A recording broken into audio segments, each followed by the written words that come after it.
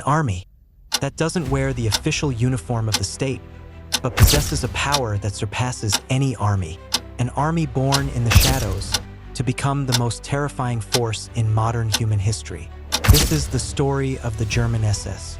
A story not just about soldiers, but about an ideology, about absolute loyalty, and about an ideological force that turned into a ruthless killing machine. In 1925, the SS was no more than a small bodyguard unit for Hitler, numbering barely 280 people, and known as the Hall Protection Unit. Their mission was simple: to protect the Nazi leaders. But everything changed completely in 1929, when a quiet young man took command, who was only 29 years old, but possessed a strange and terrifying vision. His name was Heinrich Himmler. At that time, the Nazi Party already had another, larger and more violent military force known as the SA.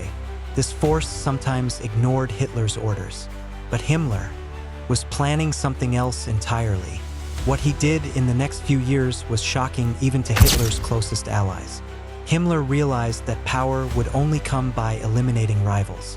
The SA, led by Hitler's old friend Ernst Röhm, posed a great threat to the Nazi Party.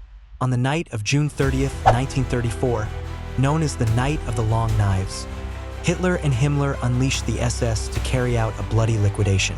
On that night, units of the SS assassinated dozens of SA leaders, including Röhm himself, while he was asleep. This night was not just a liquidation. It was the true birth of the SS. After this operation, the SS became the sole and dominant force in Nazi Germany. Himmler proved his absolute loyalty to Hitler, and in return, he gained unlimited power. But power was not enough. Ideology was the foundation. After the Night of the Long Knives, Himmler began to build his dark empire. He divided the SS into different branches, each with a specific function. The Allgemeine SS, the ideological and political wing, responsible for enforcing Nazi laws within Germany. The Waffen-SS, the military wing, which would later shock the world. The Totenkopf, Death's Head, units. The most terrifying, as they were responsible for guarding and managing the concentration camps. Behind these divisions were men who made black history. Reinhard Heydrich, head of the secret police, Gestapo. He was nicknamed the Butcher of Prague and was responsible for carrying out purges and exterminations. Theodor Eicke, the de facto founder of the concentration camp system. He imposed a brutal regime based on terror and torture. These leaders left nothing to chance. Everything was done with precise calculation and planning. But the most difficult part of the story had not yet begun. On the battlefield, the Waffen-SS units proved to be one of the strongest combat divisions in history. The Leibstandard Adolf Hitler, LSSAH, division. It was Hitler's personal bodyguard, and it transformed into a fierce combat division. The Das Reich division, famous for its combat skills, and participated in the most prominent battles on the Eastern Front. The Totenkopf, Death's Head, division. Composed of former camp guards, they were the most loyal and obsessed with fighting. The Waffen-SS received the best weapons and equipment, and received very advanced training. Therefore, they were always at the forefront of the attack, and endured the fiercest battles. But all this military glory covered up a very ugly truth. The role of the SS was not just military. It was the main tool for carrying out genocide. In the occupied territories, the SS was responsible for systematically arresting and killing millions of people.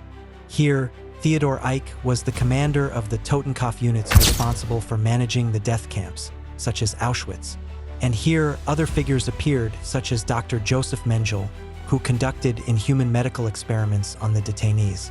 These crimes were part of a systematic plan to purify Europe of the races that the Nazis considered inferior. This was the true end of the SS story. It was not a military end at the hands of armies, but a moral end that made the whole world curse it.